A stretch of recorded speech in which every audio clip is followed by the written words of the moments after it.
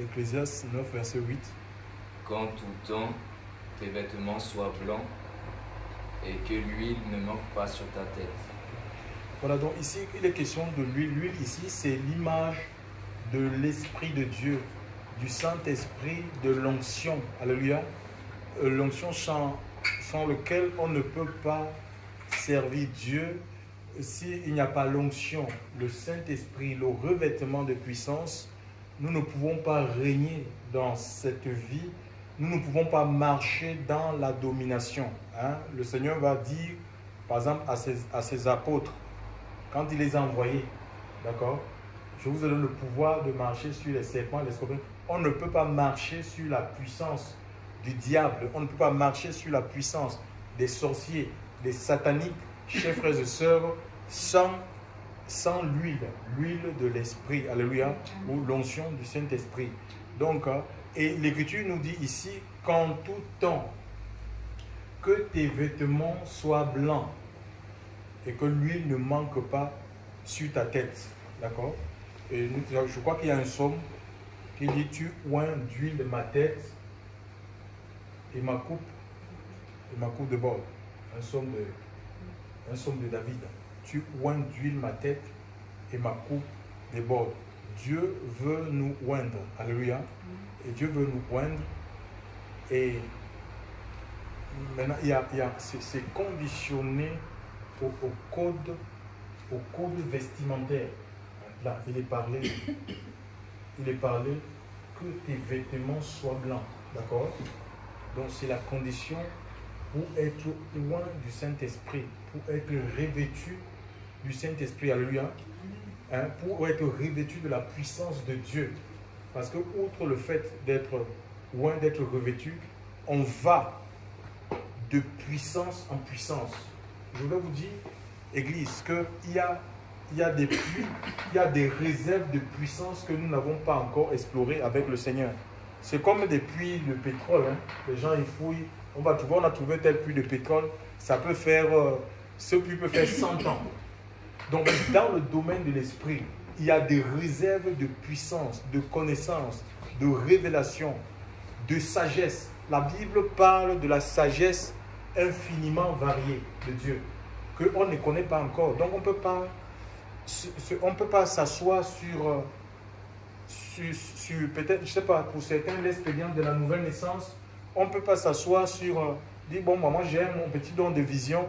Non, mais le Seigneur veut aller plus loin avec nous, chers frères et sœurs. Il y a des choses à découvrir, il y a des choses à explorer avec Dieu. Mais il dit qu'en tout temps, c'est un impératif que ton vêtement soit blanc. Le temps est régulé par les heures, les jours, les mois, les années, les saisons. Vous voyez un peu? Et dans le monde, et les saisons font que que ce soit la façon de vivre, nous vivons différemment. Chaque saison, en fonction des saisons, on adopte un certain style de vie, et des façons même de s'habiller. Par exemple, je crois par exemple, ici on est en Europe, en France, l'hiver, les gens, vous allez constater avec moi que l'hiver, les gens ne restent pas trop à l'extérieur, d'accord? Et il y a une tenue qui est appropriée à l'hiver quand on sort. On ne sort pas pendant l'hiver, on ne sort pas en t-shirt, d'accord? De peur d'attraper froid, de tomber en hypothermie. L'hiver, on appelle ça comment? L'hiver, il y a certains hivers qui sont plus rudes ou plus froides que d'autres, tu vois? Et c'est pareil même l'été. Hein? Il y a des étés qui sont caniculaires, hein? D'autres sont moins. Donc, le Seigneur dit, on ne peut pas fonctionner comme à la dans la chair, dans le domaine de l'esprit, d'accord? Il y a aussi des saisons, mais le Seigneur dit, hein, peu importe les saisons, d'accord, dans lesquelles nous sommes. Ça peut être des saisons de larmes, on peut être dans les saisons de larmes, des saisons de non-exaucement, au point où on n'a pas assez découragé, dit, mais je veux enlever ce vêtement. Parce que quand on parle des vêtements, là, ce sont les œuvres des saints.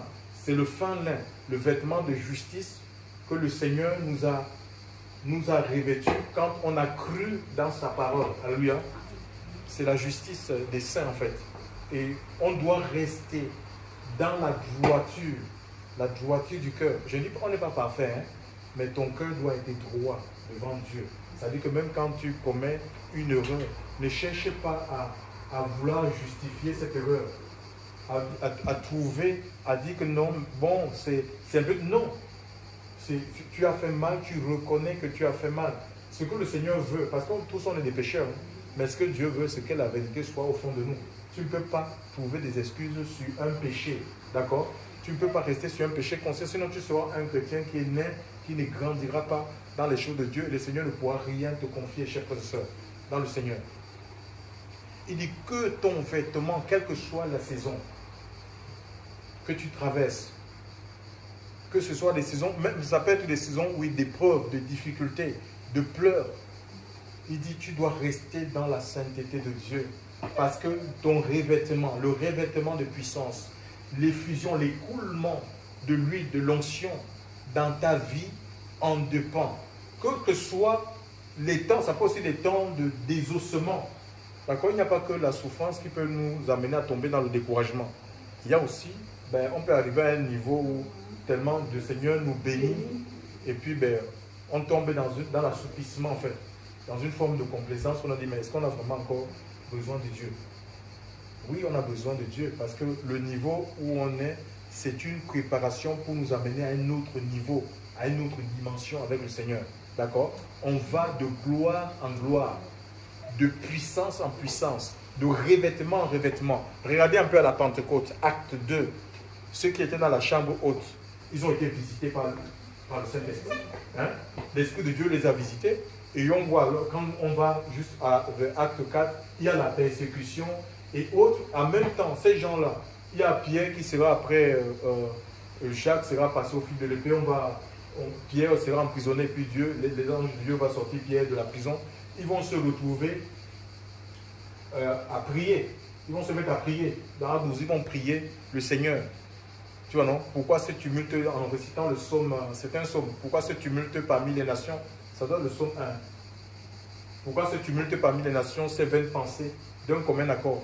Et l'Écriture nous dit que le lieu sur lequel ils étaient dans la maison d'une certaine Marie, le lieu a tremblé. Ils furent à nouveau remplis de l'Esprit de Dieu. D'accord? Le Seigneur veut continuer à nous remplir. Donc on ne peut pas dire, on est bien, je suis rempli. Lui doit être constamment renouvelé. L'Esprit de Dieu doit être constamment renouvelé. Ta vie doit être renouvelée, chers frères et sœurs. L'enseignement, les révélations que Dieu donne ont besoin d'être constamment renouvelées, chers frères et sœurs. La parole de Dieu, même quand tu lis la parole du Seigneur, l'Esprit de Dieu, on va d'illumination, Dieu doit t'éclairer, te montrer d'autres angles, d'autres aspects de la parole que tu lis, en sorte que tu peux présenter cette parole. Vous voyez, ce matin, j'ai prêché ce message chez les frères là-bas au Vigan, mais là c'est différent. Tu vois, je l'apporte ce matin différemment, donc c'est comme ça en fait. Donc on appelle ça, c'est des illuminations en fait. Et ça demande une union de vie. C'est une union, ce n'est pas aller dans les facultés de théologie. Je ne suis pas contre. Ce qui va aller, si c'est Dieu qui les conduit comme ça, aller dans les facultés, les universités chrétiennes, c'est bien, mais mon frère, la révélation, l'illumination, c'est l'Esprit de Dieu qui la donne. Et ça demande qu'on s'unisse en fait. Qu'on s'unisse, qu'on fasse corps avec le Seigneur. Alléluia. Il est saint. Il est saint. Les vêtements là, les vêtements blancs là, c'est le symbole, ça symbolise la sainteté de Dieu. Donc le Seigneur ne peut pas nous revêtir si on n'a pas le blanc, si on n'aborde pas le blanc. Nous avons dans le prophète Ésaïe, 4, il parle de ces 7 femmes. C'est les femmes des derniers temps. Ces femmes, c'est l'image qui veulent porter le nom, mais il dit nous voulons nous vêtir de nos propres vêtements. Alléluia. Mais attends, imagine, tu veux porter le nom de quelqu'un, tu veux te marier avec un homme et en voulant continuer à t'habiller comme tu veux, en voulant manger ta propre nourriture. Non. Si tu te maries avec un homme, ça veut dire que c'est cet homme-là qui prend soin de toi. Alléluia. C'est lui qui prend soin de toi. C'est comme ça en fait. Dans le domaine de la foi, le Seigneur veut prendre soin de lui, il connaît ce qui est le vêtement qui est bon pour nous appropriée. Parce que la vie à laquelle le Seigneur nous appelle, c'est une vie non seulement de combat, d'accord? C'est une vie de combat et on est aussi considéré comme des athlètes. Quand l'apôtre Paul dit « j'ai combattu le bon combat, j'ai achevé la course ». La course, c'est pour les athlètes, c'est pour les gens. Donc, quand on parle du combat, ça dit que c'est guerre. C'est la guerre. Ça veut dire que là, on est sur la terre, là. Et si tu vas faire la compétition, en fait, tu vas faire le marathon, ce n'est pas avec les vêtements militaires. Hein? Les vêtements militaires, les armes avec lesquelles nous combattons ne sont pas charnelles. Ces armes-là, dont nous parle Paul dans le livre de Éphésiens 6, c'est pour le combat, d'accord? Et il y a des temps de combat et c'est Dieu qui nous revêt de ces armes-là pour combattre. Parce qu'on est dans un monde, la vie elle est spirituelle. Hein? La vie que vous voyez là, elle est spirituelle. Et les choses, les situations que nous pouvons rencontrer là, on pense qu'on peut les résoudre sur le plan physique. Ce n'est pas possible. C'est des problèmes qui doivent être réglés. Si les choses ne sont pas réglées dans le domaine spirituel, on peut se battre ici. C'est comme un homme, imagine un homme qui est lié par un esprit d'adultère, d'accord? Il est marié à une femme et il est lié par un esprit d'adultère. La femme là, excusez-moi, la femme là peut lui donner toutes les positions qu'il veut. Ça ne va pas empêcher cet homme d'aller commettre l'adultère. C'est pas possible ça. Parce qu'il y a quelque chose, il est lié par quelque chose. Elle peut lui faire manger, lui donner même l'argent, tout. Non, non, il est lié, son esprit en lui est lié. Donc, il y a des choses comme ça dans la vie. Il y a un monde spirituel, en fait. Il y a un monde spirituel. Et ce monde-là, c'est un monde qui a une influence sur le monde matériel. D'accord? Le monde spirituel a une influence, a la suprématie sur le monde matériel. Et quand nous voyons même dans le livre d'Apocalypse, Jean a eu le privilège de voir ces choses, où il dit, mais Satan fait la guerre. Satan a été vaincu dans le ciel, et il est dit malheur à la terre et à la mer. D'accord? Car le diable est descendu vers vous, il n'est pas descendu seul avec ses démons, animé d'une grande colère, sachant qu'il a peu de temps. Si on va dans le verset 17, il nous est dit qu'il fait la guerre au sang. Cet homme dit, oui, mais moi j'ai donné ma vie à Jésus. Oui, si tu as donné ta vie à Jésus, parce qu'il y a des puissances qui sont liées, il y a des puissances qui sont liées à nous par le sang, d'accord? Par le sang de la personne où nous sommes nés. Il y a des pactes que les grands-parents, ils ont signé avec certains démons, des hôtels qu'ils ont érigés. Et ces esprits-là, on appelle ça des esprits familiers, qui ont le contrôle des familles, chers frères et sœurs. Vous pouvez trouver dans une famille, les gens ils ne se marient pas. Ou ils vont se marier 2 ans après, il faut qu'ils vont. Ou les gens, ça peut être ils ont vendu par exemple la fécondité jusqu'à, je ne sais pas, 5, 7 générations. Les gens sont là, ils se marient, mais il n'y a pas les enfants. Ou c'est la pauvreté, il n'y a personne qui émerge dans la famille. Parce qu'il y a des pactes qui ont été signés dans le monde des esprits. Alléluia.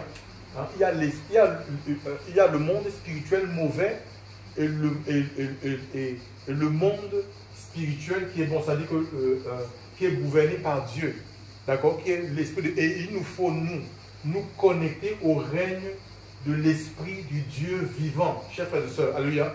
Si nous voulons accomplir les desseins de Dieu, si nous voulons que les desseins de Dieu pour nos vies s'accomplissent sur la terre, si nous ne voulons pas être sous l'influence de la sorcellerie, de la magie, chers frères et sœurs, du diable, nous avons besoin de l'onction de Dieu. Ce n'est pas possible de vivre cette vie-là. Ici, une vie dans la paix, dans la joie, sans le revêtement, sans l'onction, sans le revêtement de la puissance de Dieu. Alléluia. Et c'est en tout temps, parce que Satan ne dort pas. Ce n'est pas parce que tu as eu une victoire aujourd'hui que demain, tu penses que le diable va te lâcher. Non. Chers frères et sœurs, personne ne peut, aucun apôtre ne peut tuer, même Jésus n'a pas tué les démons. Les démons ne meurent pas. Hein. Les démons ne meurent pas, même si on te délie de tous les liens de ta famille. Ce sont les démons qui nous lient, mais ces démons-là, ils ne meurent pas. Et que tu nous dis qu'ils vont dans les déserts spirituels, ils vont dans les lieux arides, et ils vont tourner autour de toi pour regarder s'il y a la place, s'il y a une ouverture. Ils vont tourner autour de toi jusqu'à la fin de ta vie. Donc, l'engagement que tu as, c'est de rester dans les voies de Dieu, chers frères et sœurs, pour continuer à dominer sur ses forces. Alléluia. Pour continuer à avoir la suprématie sur ses forces. Il y a des puissances dans ce monde, chers frères et sœurs. Alléluia. Qui peuvent soumettre les gens, qui peuvent réduire toute une famille dans la misère, dans la pauvreté, dans des difficultés pas possibles. Chers frères et sœurs, il y a des puissances. Il y a des autorités. L'Écriture même en parle. Votre combat n'est pas contre la chair et le sang, mais contre les principautés, les autorités, les dominateurs, les ténèbres. Imagine les dominateurs des ténèbres, donc les esprits qui te maintiennent dans le péché, dans l'obscurité, tu vois, qui te maintiennent comme ça. Tu as envie de t'en... Tu fais des choses que tu n'as pas envie. Mais ça veut dire qu'il y a une force. Et Jésus est tout puissant. Alléluia. Nous sommes dans le camp du tout puissant. Jésus est le tout puissant. Chers frères et sœurs, et l'onction de Dieu, là, l'onction de Dieu, je vous assure, nous l'aurons dans notre vie parler de l'huile. Il est parlé de l'huile. Et l'huile, ça se conserve dans quoi? Dans les vases. D'accord? Et nos vies, Dieu voit nos vies un peu comme des vases. Hein? Et nous allons recevoir la quantité d'huile, de puissance et d'autorité. C'est la fonction de notre mesure et de notre grosseur sur le plan spirituel. D'accord? C'est un peu comme les vases qu'on utilise. Hein? Si on prend ça, ce verre-ci, on va remplir ça. Et par rapport si ma vie c'est comme ce verre, et que la vie de la sœur c'est comme 1,5 litre de machin, donc elle aura plus de puissance, même si je suis pasteur, hein, elle aura plus de puissance que moi. Ce n'est pas un problème d'être pasteur ou pas pasteur. Il faut laisser c'est Dieu. Ce n'est pas un problème d'être pasteur ou pas pasteur, apôtre, machin. Certains sont devenus des pasteurs en fait. Hein, vous voyez des scandales dans... Oui, regardez des scandales dans les assemblées sur YouTube, vous voyez. Hein, des pasteurs qui deviennent homosexuels, ce sont les démons. Ce sont les démons qui font ça en fait. Hein, et pourtant, quelqu'un qui a commencé à marcher avec Dieu, non, mais parce qu'il n'a pas veillé en fait. Tu vois? Donc c'est comme ça. Donc c'est un combat de tous les jours. Alléluia. C'est un combat de tous les jours. Et nous sommes du côté, nous sommes dans le parti gagnant. Alléluia. Le parti de la victoire. Nous sommes dans le parti de la victoire, chers frères et sœurs. Et le Seigneur aussi longtemps que nous allons rester dans les voies de Dieu, quelles que soient les saisons, chers frères et sœurs, qu'il pleuve, qu'il neige, qu'il vente dans ta vie, que tu aies des ossements, que tu n'aies pas des ossements, chers frères et sœurs, que Dieu te réponde, qu'il ne te réponde pas, que tu travailles, que tu ne travailles pas, que tu sois marié, que tu ne sois pas marié, que tu aies, je sais pas, que tu aies de l'argent, que tu n'aies pas d'argent, que tu es attaché à Dieu, mon ami, ta vie va exceller. Alléluia. Tu vas aller de gloire en gloire, d'autorité. Tu vas manifester l'autorité de Dieu. Et les gens vont même se poser la question sur ta personne. Alléluia. Là où tu es, c'est comme ça. Donc on ne fuit pas les combats. On ne fuit pas les combats. On est appelé à affronter les combats. Mais ça demande la force du Seigneur. Et c'est à nous, Dieu veut nous étirer. Il est présenté dans la Bible comme étant le potier. Nous sommes l'âgé. Alléluia. Donc laissons le Seigneur nous façonner. Alléluia. Il veut nous façonner, il veut nous remplir. Et plus on se laisse, plus on est ouvert. On est ouvert au Seigneur. On est ouvert à sa parole, chers frères et sœurs. Et notre vie, Dieu va continuer à remplir nos cœurs. Il va continuer à nous remplir nos vies de sa présence, de sa force. Pourquoi il nous donne l'onction? Il donne l'onction. Nous avons besoin de l'onction, chers frères et sœurs, pour dominer les puissances des ténèbres, pour marcher sur la puissance de Satan, pour avoir le dessus, la supériorité sur la puissance de Satan. C'est pourquoi Dieu nous donne l'onction. Si on n'a pas l'onction, le diable va nous écraser. Les sorciers vont nous écraser, chers frères et sœurs. Les maléfiques vont nous écraser. On a besoin de l'onction de Dieu. Alléluia. On a besoin de l'onction du Seigneur pour marcher sur la puissance de Satan, pour détruire les œuvres du diable. Et son œuvre, on ne peut pas les détruire sans l'onction, ce n'est pas possible. Pour chasser le diable de nos vies, pour chasser le diable de nos familles, chers frères et sœurs, pour chasser le diable de nos maisons. On a besoin de l'onction de Dieu. On a besoin du revêtement de puissance. Pourquoi avons-nous besoin de l'onction? Mais on a aussi besoin de l'onction, mais c'est pour servir le Seigneur, hein, pour accomplir la mission. Alléluia.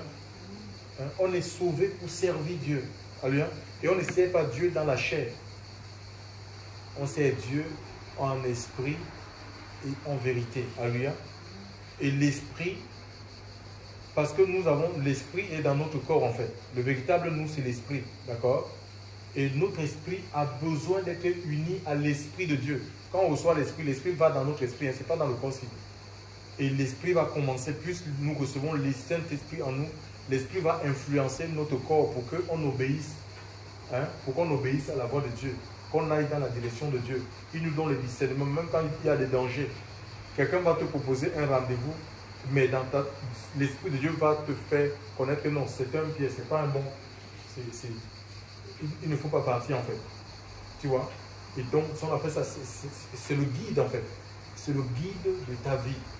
Alléluia. C'est l'Esprit de Dieu qui nous garde, chers frères et sœurs, et qui nous permet de servir Dieu en esprit et en vérité. Chers frères et sœurs dans le Seigneur, je vous ai dit que c'est conditionné, c'est le vêtement, que ton vêtement soit blanc.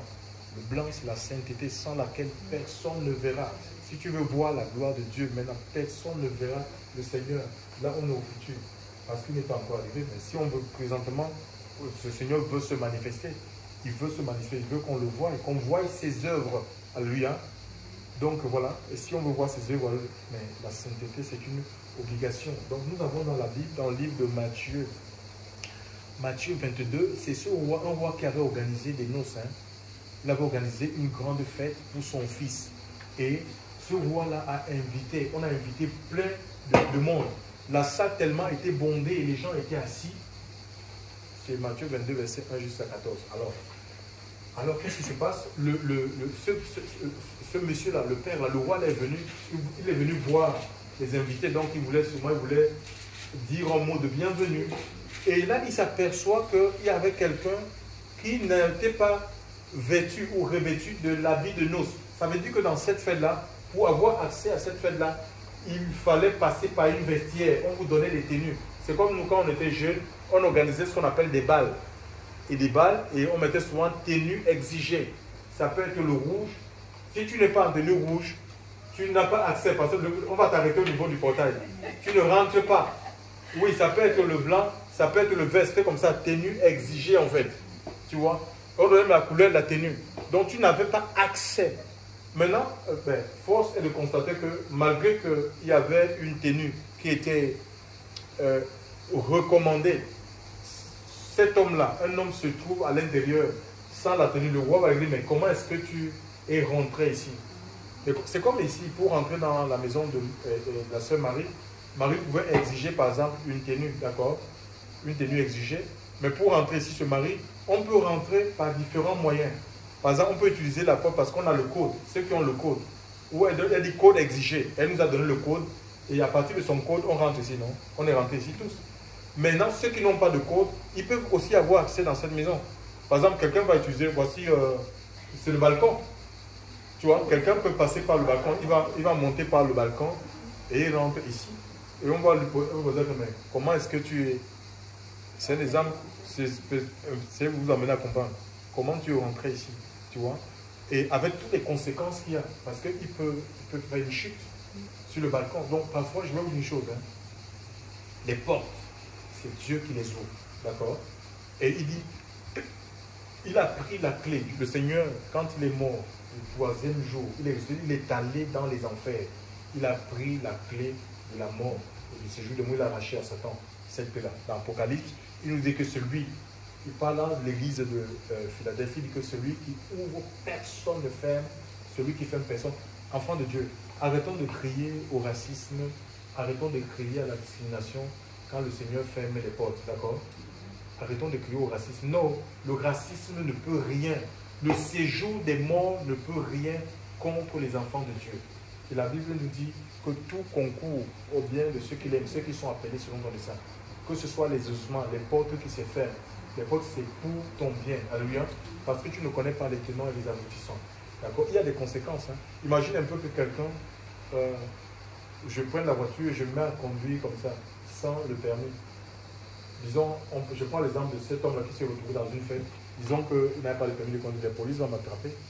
Et monsieur, comment se fait que vous conduisez sans permis? Ça va me mettre dans... D'abord, c'est 5 ans, tu n'as plus le droit de passer le permis. Donc, ça va me mettre dans les difficultés.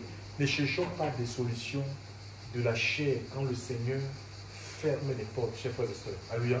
Nous appartenons à Dieu. Nous appartenons au royaume de Dieu et c'est les desseins de Dieu, la volonté de Dieu qui doit s'accomplir dans notre vie, pour nos enfants, pour nos familles. C'est la volonté de Dieu, ce n'est pas notre volonté. Et le Seigneur lui-même a prié à Gethsemane. Si c'était possible, oui, il y a des coupes qui sont difficiles, qui sont amères à boire. Il y a des coupes qui sont amères, hein, qu'on ne vous trompe pas. Mais peut-être qu'il faut prendre cette coupe-là pour avancer avec le Seigneur, hein, pour prospérer avec Dieu. Hein. Le Seigneur dit, si c'est possible, éloigne de moi cette coupe, toutefois, pas ce que je veux, mais ce que tu veux. Alléluia. Mais c'est pour cette coupe qu'il était venu. Parce que s'il avait renoncé à cette coupe, ben, le salut de l'humanité serait compromis. Alléluia. Donc, tout ce que Dieu fait, mes amis, tout ce que Dieu fait est bon. Alléluia. Donc, ne nous mettons pas parfois en cherchant des solutions par nous-mêmes. On se met dans des situations qui sont compliquées et on se met à regretter. Alléluia. N'écoutez pas les hommes, c'est vrai. Écoutez la voix de l'Esprit. Alléluia. Écoutez la voix de l'Esprit. Et le Seigneur, nous, non seulement on est rempli du Seigneur, il nous remplit pour nous parler. Il peut parler à nous et il nous revêt pour servir à lui, pour être en bénédiction pour les autres. Chers frères et sœurs. Et l'Esprit de Dieu est à la portée de tout le monde. Hein. L'Esprit de Dieu est à la portée de tout le monde.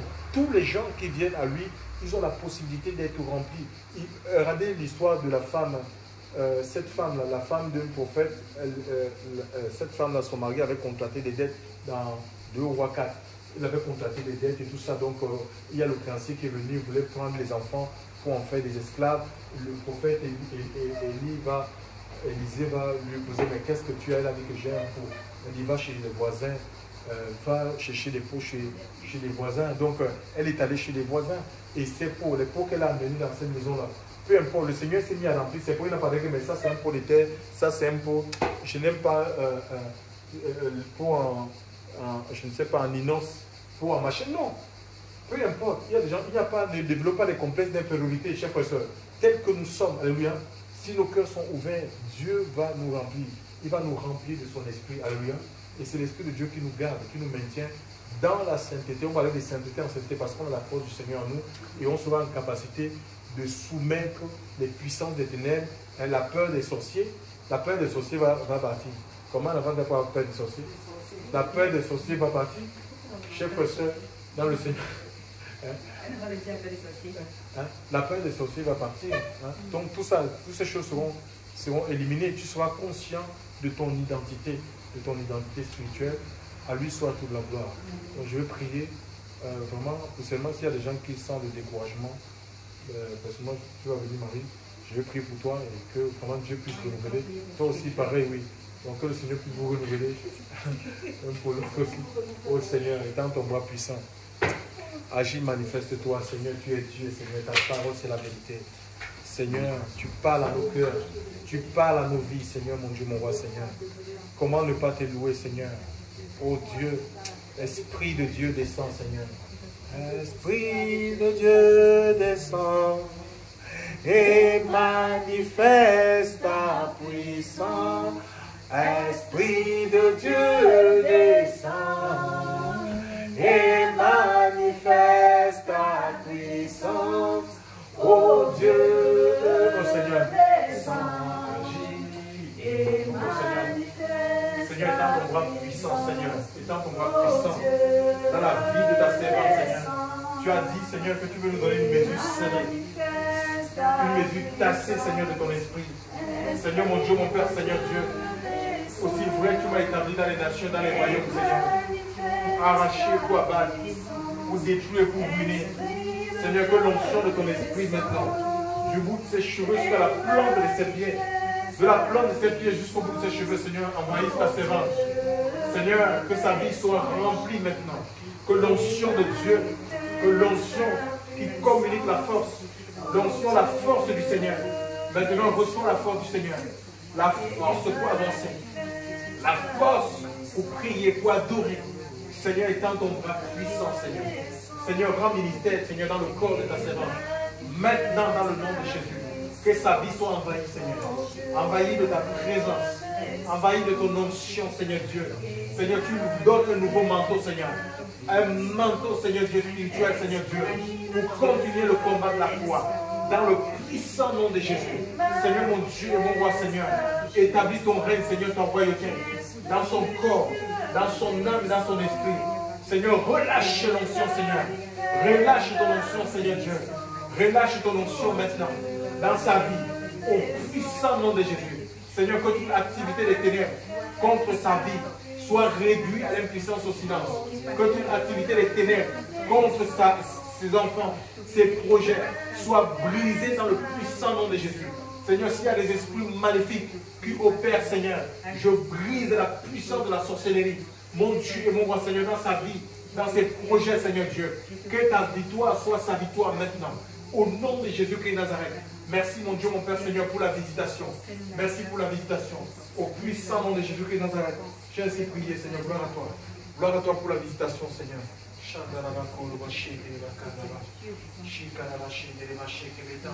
Seigneur, étends ton bras puissant, Seigneur. Tu vois les luttes, Seigneur, les combats de ta servante, oh Dieu. Seigneur, mon Dieu, mon roi, tu as dit, Seigneur, priez les uns pour les autres. Je prie, Seigneur, pour un renouvellement, Seigneur. Un renouvellement, Seigneur. Renouvelle la vie, Seigneur, mon Dieu, mon Père, de ta servante, Seigneur. Relâche l'onction.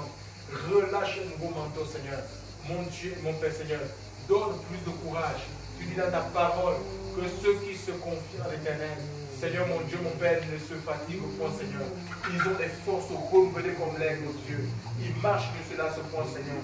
Je prie, Seigneur Dieu, que l'onction de ton esprit, Seigneur, maintenant descend dans sa vie, du bout de ses cheveux jusqu'à la plante de ses pieds, de la plante de ses pieds, que sa vie soit immergée, Seigneur Dieu, et qu'elle reçoive des nouvelles forces spirituelles pour continuer, malgré les combats et les luttes, Seigneur Dieu, à te servir, Seigneur, à obéir à la voix de ton esprit.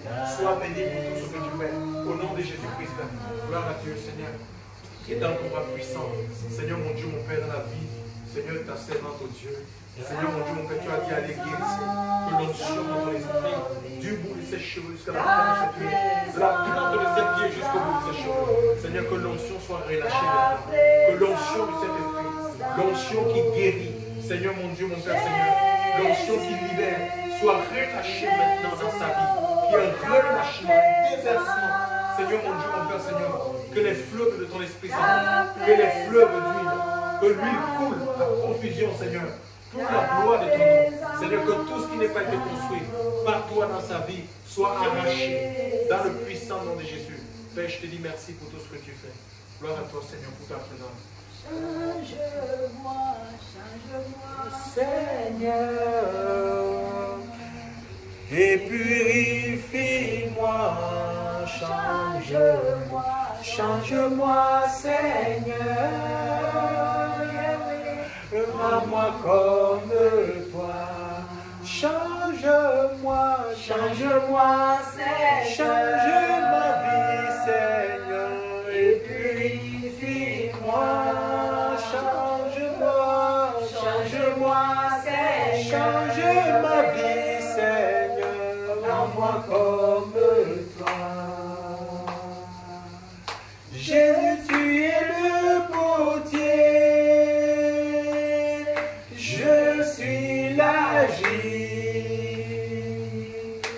Moule-moi, façonne-moi, je t'en supplie. Change-moi, change-moi, Seigneur. Change ma vie, Seigneur, et purifie-moi. Change-moi, change-moi, Seigneur. Change mon cœur, Seigneur. Rends-moi comme oh, change-moi, change-moi, Seigneur. Change ma vie, Seigneur, et purifie-moi. Change-moi, change-moi, Seigneur. Change ma vie, Seigneur. Rends-moi comme toi. Amen, gloire à Dieu, amen, amen. Amen, gloire à Jésus. Merci, Seigneur.